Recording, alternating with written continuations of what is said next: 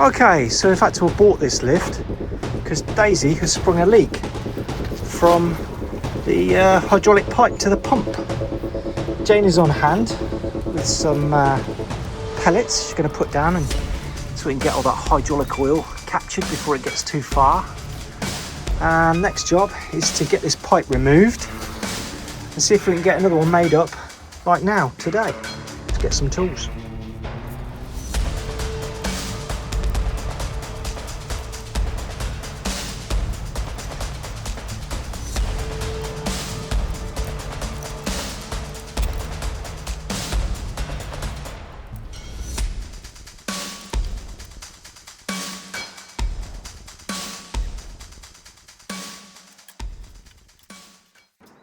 Right, get that off to Nick's.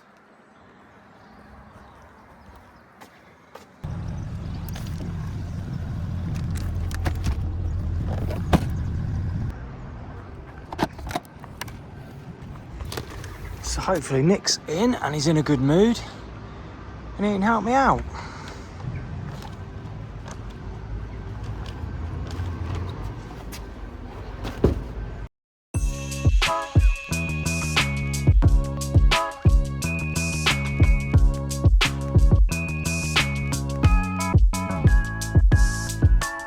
So if you guys need anything hose or hydraulic related, come and see Nick and the team at AES. Alright, let's get this hose fitted.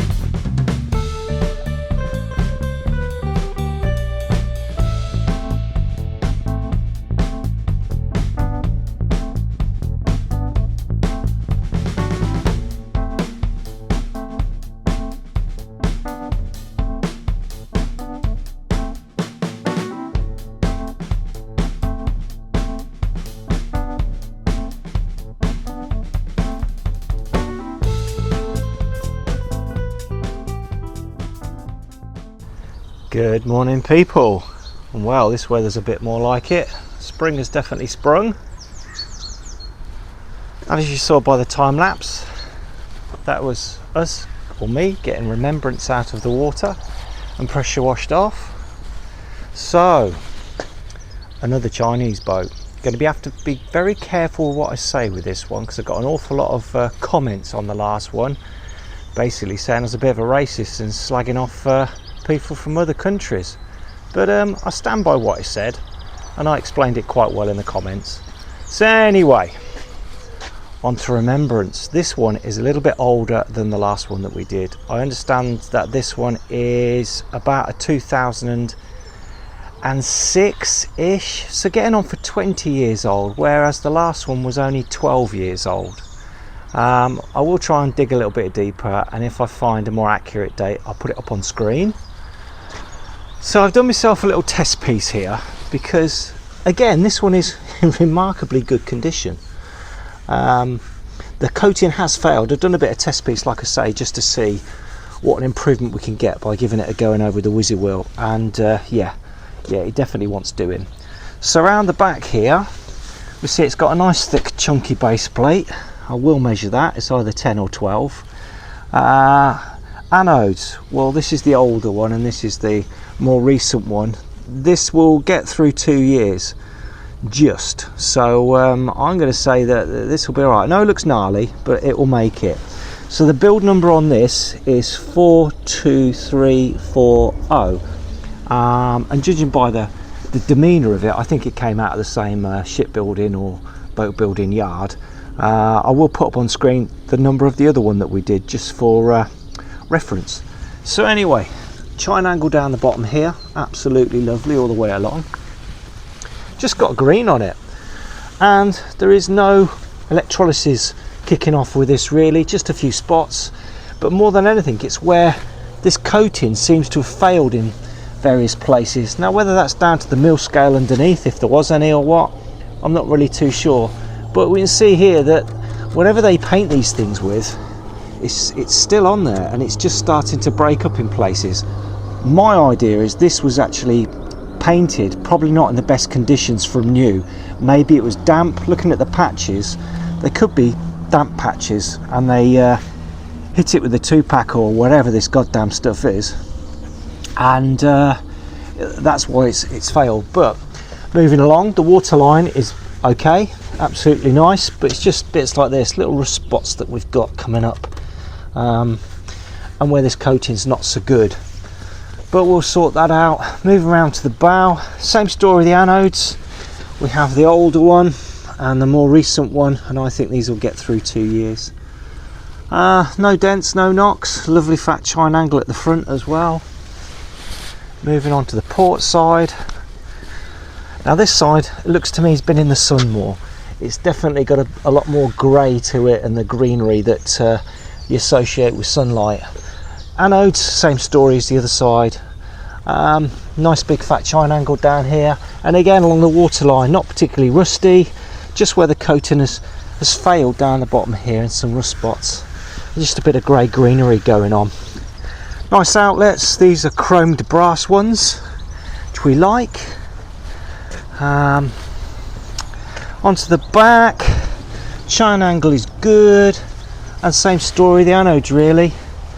And as I've said on the last boat, these big lugs here are what they welded on these, or left on them, to pull them out of the shed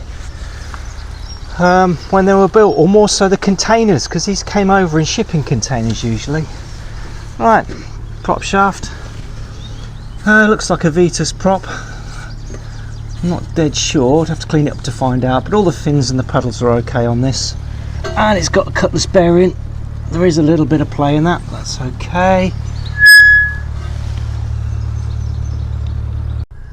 Okay, so the tiller. I just had to pause then for a moment. There's quite a noisy boat that went past. So there is a bit of play on this, which the owner has brought to my attention. He'd like me to try and do something with it. I've never took one of these to pieces before, but it appears that just up there there's a shaft that goes into this, and I'm guessing it's got a keyway in it, and I think that's what the problem is, because the bit at the top is all wobbling around compared to the bit at the bottom.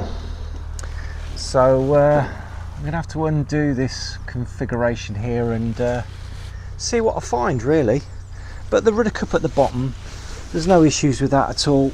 It's got a bit of debris around it which we'll remove. It actually goes all the way through, there's a hole all the way through, but there's no play in that at all. So, second Chinese boat. all in all, it's in really good condition, and I stand by what I said about the first one. People say that Chinese steel is junk and no good. Well, these are built in China, and this steel's really good. I can't say that there's anything wrong with it. We get a lot of boats built in the UK that are 20 years old or going that way. They're in far worse condition to this. So anyway, back to what we're going to do with it. I think it wants whizzy wheeling all over. Those anodes are going to last 2 years, and sort the rudder out, and that's about it really. So hopefully I've got through explaining and doing a walkthrough of this one without getting myself into any trouble with the Chinese government. Where's Jane?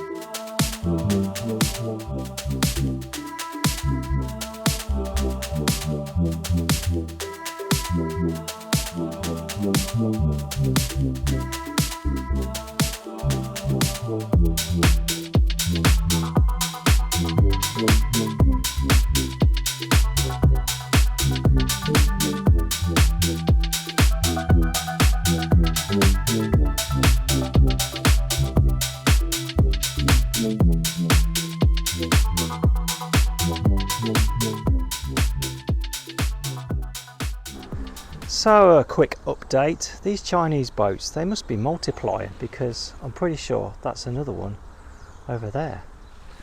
Maybe they travel in pairs. Anyway, what have we found? Okay, rudder. This isn't best practice, but this is traveling very, very close to the end of the propeller, and this balance bar bit of the rudder is absolutely huge. It's massive. I'm not going to do anything about it because it isn't actually touching, but it's close. We're going to unbolt that and take it out before Jane starts blacking, or while she is.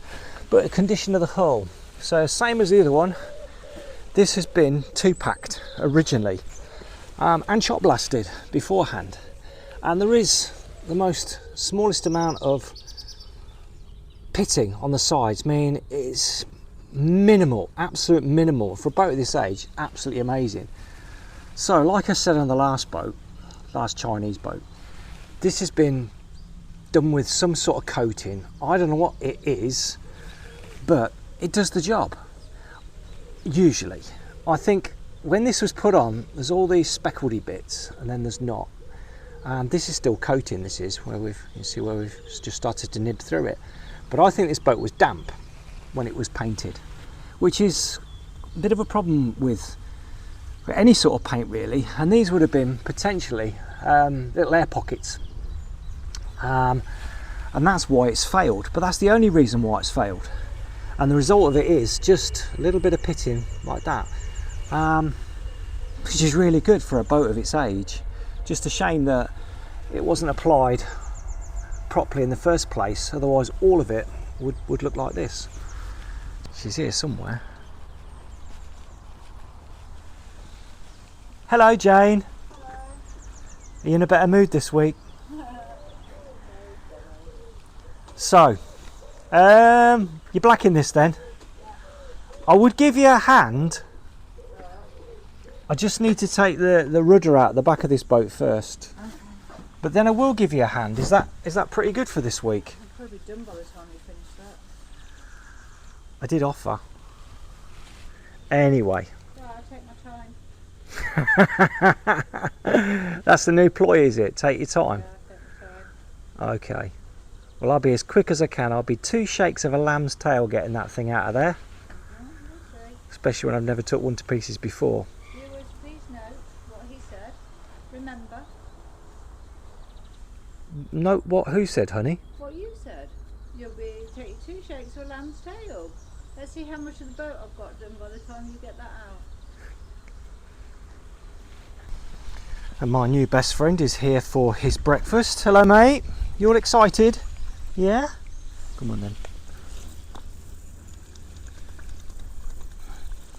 Have you not got any little babies to show me yet around the corner there on your nest? Hey?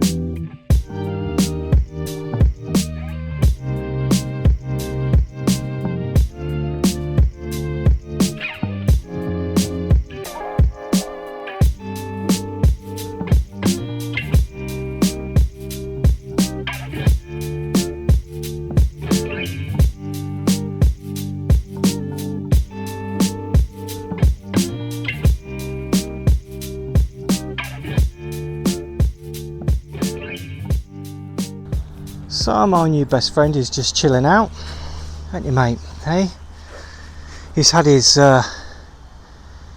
lunch, and matey boy there is just finishing off what he didn't want. So back to the Chinese boat. So tiller, rattling. So what they did in their wisdom was put a tapered shaft here with a keyway into this half cut plinth, as I would call it, with a taper inside it. Very complicated way of doing something, with a keyway that fits inside there. But as you can see, this has got a whole load of play on it, and don't know if you can see, but the keyway itself, it's not square. It's it's not really fit for purpose, to be fair. It's tapers in at the top, so it's not the same diameter. So I went to the shop that sells keyway. No, I didn't. I made one. So I've made a keyway, a new keyway out of key steel, which is square rather than this one that's tapered, and that is going to go back inside there like that, which will in turn, well, it slots. It goes in there and then you slot the other bit on. So it goes in there and then we slot the other bit on. So we're going to do that and see if that takes the slop out of the tiller. If it doesn't, plan B, the redneck way, will be to disconnect all of this lot off here, get the shaft down low enough and then just weld round the top, and that'll do the job. And you can still get the rudder out if you really wanted to by bolting it. Then you just lift this whole shaft and the whole lot up, and it's free. So it really was quite an over-engineered way of doing something pretty damn simple. But there you go. So let's get it all put back together again.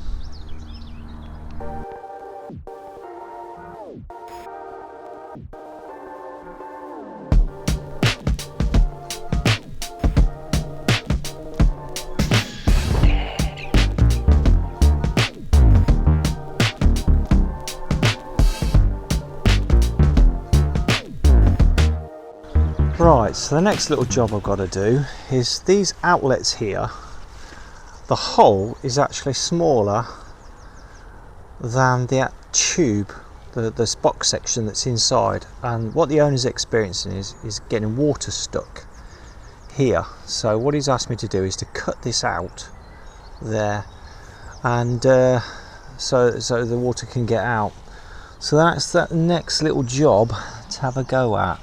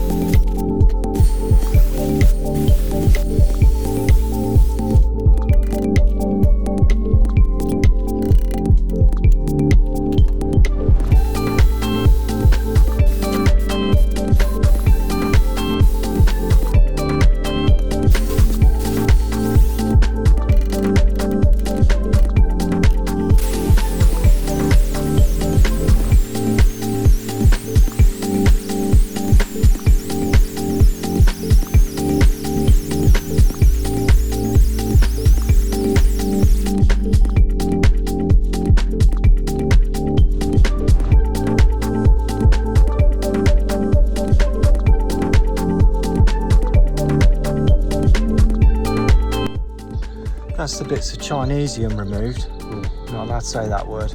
Bits of metal removed from here. I've not gone too mad because there's a weld inside there, and I don't want to interfere with that, but I'm sure this is going to be a lot better for water drainage, and the same on this side. So there you go.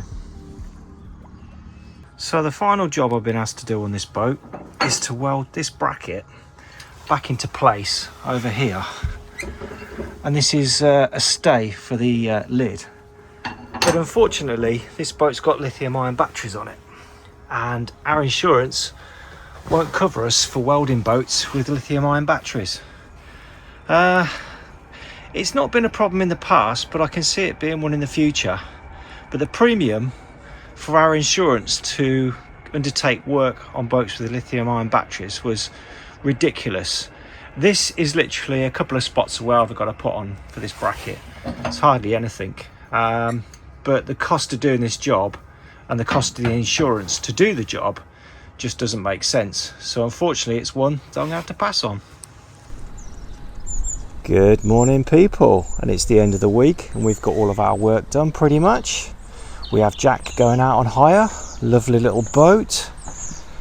Has a traditional style back cabin. Jane's worked her magic in there and got it lovely and clean.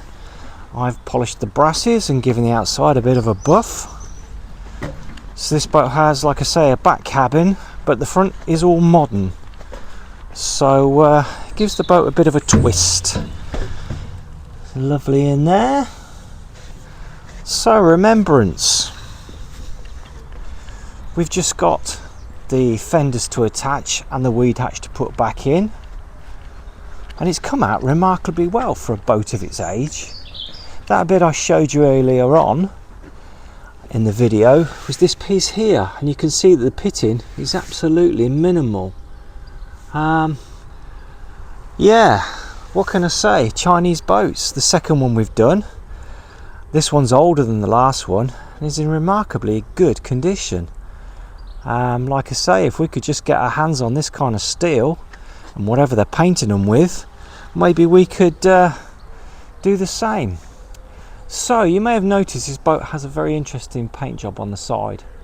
It has a mural. You might have seen it about, and the gentleman that owns it, Sean, he raises money for the Royal British Legion Poppy Foundation.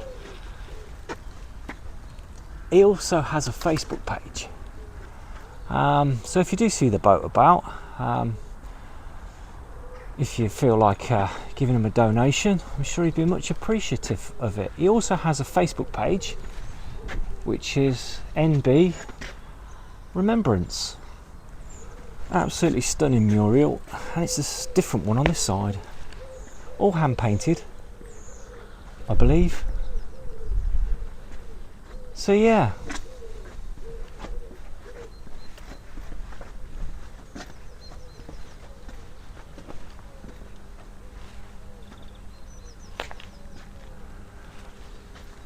Beautiful. So, domestic management, aka Jane. You may have seen in the background these boxes up by the workshop, and these are planters for Jane's garden. Jane has a greenhouse, and outside said greenhouse she has loads of pot plants that when it gets windy are blown all over the lawn and generally are running amok out there. So I've been commissioned to make these planters that are going to go down the side of the fence line. So I was thinking, how big a planter could I actually make? So I've got myself some rather large lengths of wood. I just can't wait to see the look on Jane's face when she sees how big a planter I'm going to make. Right, so that's me last of me planters that I've been commissioned to make. It's nearly 5 meters long.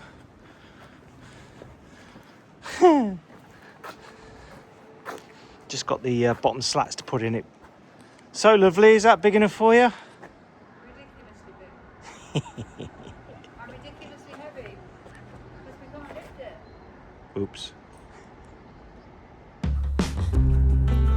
There we have it, the second Chinese narrowboat we've done. 18 years old in a near perfect condition, much the same as the last one.